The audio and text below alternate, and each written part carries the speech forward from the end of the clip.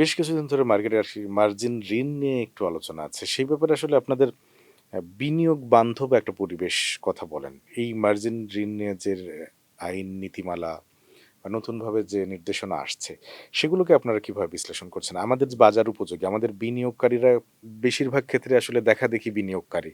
তাদের বিশ্লেষণ কম, তাদের জানাশোনা কম। সেই ক্ষেত্রে এই মার্জিন ঋণটা নিয়ে আপনাদের কি বিশ্লেষণ? মার্জিন রুল তো আপনার ধরেন যখন এসছিল তখন ইট ওয়াজ ব্যাক ইন 2003, 4, 5 বুঝছেন? তখনকার সময় মার্জিন রুল যেটা আসছিল দ্যাট ওয়াজ অ্যাপ্রোপ্রিয়েট।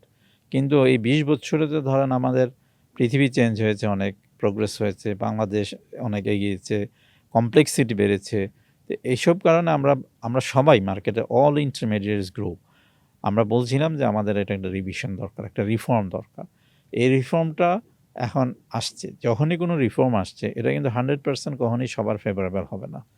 কিছু লোকের ফেভারেবল হবে, কিছু লোকের হবে না। বাট এটা আসলো কেন? এটা আসার কারণটা হচ্ছে যে আমাদের একটা রেকলেস মার্জিন ইন্ডাস্ট্রি ছিল।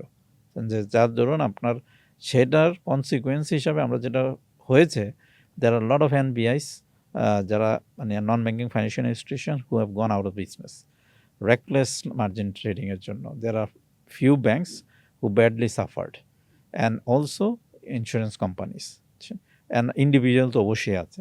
তো যেই ধরেন আপনার যে সার্ভিসটা, যেই প্রোডাক্টটা আপনার মার্কেটে ইনভেস্টর ধরে রাখতে পারে না, বরং আপনার ইনস্টিটিউশনকে নিঃশ্বাস করে দিচ্ছে, ইন্ডিভিজুয়ালকে নিঃশ্বাস করে দিচ্ছে, তো সেটা তো লং টার্ম ওয়ার্কেবল না।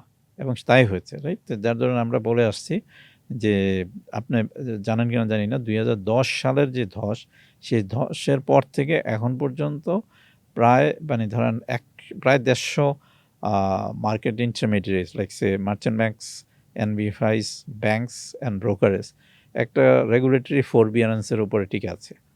তো সেটা তো আপনার ধরেন অনন্তকাল চলবে না, মানে you have to end all this things at one point. তো সেজন্য রিফর্মটা ওয়াজ নেসেসারি। অ্যান্ড রিফর্মটা আসার পরে আমি যেটা বললাম যে it's not going to favour everyone. এখন আমরা যেটা বলছি তো বেশিরভাগের ফেভারে আছে কি? লং রানে হবে, কারণ এখন তো আপনার ধরেন একটা ইনডিসিপ্লিন মার্কেট থেকে আপনার ডিসিপ্লিন মার্কেটে আসছেন। এই যে ট্রানজিশন, এই ট্রানজিশনের সময় আপনার এটা সাফারার বেশি হবে। It's going to be a painful episode. But যেটা আমাদের করতে হবে সেটা হচ্ছে যে ধরেন যেটা আসছে সেটা নিয়ে আমরা আবার ধরেন ২০ বছর বসে না থেকে এটা পিরিয়ডিক্যালি আমাদের এটা রিভিশন করা উচিত। যেটা আসছে ধরেন সেটা যদি ওয়ার্কেবল না হয় সেটা নিয়ে কিন্তু আমরা উইদিন এ মান্থই বসতে পারি এবং বসা উচিত। অ্যান্ড আপনার জানা ইনফরমেশনের জন্য আমি বলছি যে অ্যাকচুয়ালি আমরা আজকেই we are going to submit a letter to the regulatory authorities which is BSEC, যে to sit together on certain issues. বুঝছেন? মানে এগুলি তো ধরেন কন্টিনিউয়াস সবসময় প্রসেস। তো বসতে হ্যাঁ, হবে। Continuous process. আমি একটা জিনিস দিলাম এবং এটা স্ট্যাটিক হয়ে থাকবে যুগের ১০ পর যুগ বছর। চলবে এভাবে সেটা তো হবে তো না। মার্কেট চলে না।